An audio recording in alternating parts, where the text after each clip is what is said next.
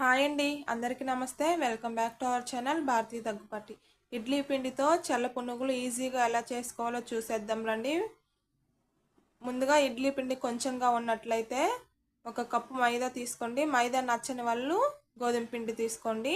సన్నగా కట్ చేసి పెట్టుకున్న ఆనియన్స్, పచ్చిమిర్చి, కొత్తిమీర, రుచికి సరిపడా సాల్ట్, ఒక స్పూన్ జీలకర్ర వేసి బాగా కలిపేసుకోండి. కొంచెం వాటర్ పోసి, పిండి అయితే అంత గట్టిగా కాదండి, అంత కూడా లూజ్గా కూడా కాకుండా మీడియం నేను చూపించిన విధంగా పిండిని కలిపేసుకోండి.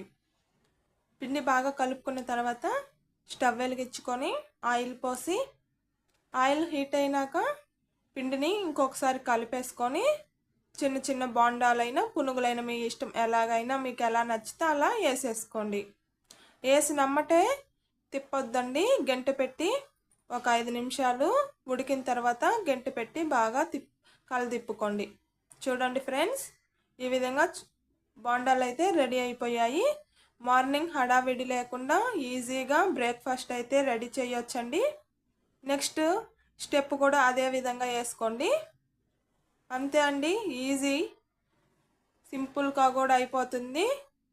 Thank you for watching. Video నచ్చితే ప్లీజ్ లైక్ చేసి సబ్స్క్రైబ్ చేయండి. Support my channel Bharathi Daggubati.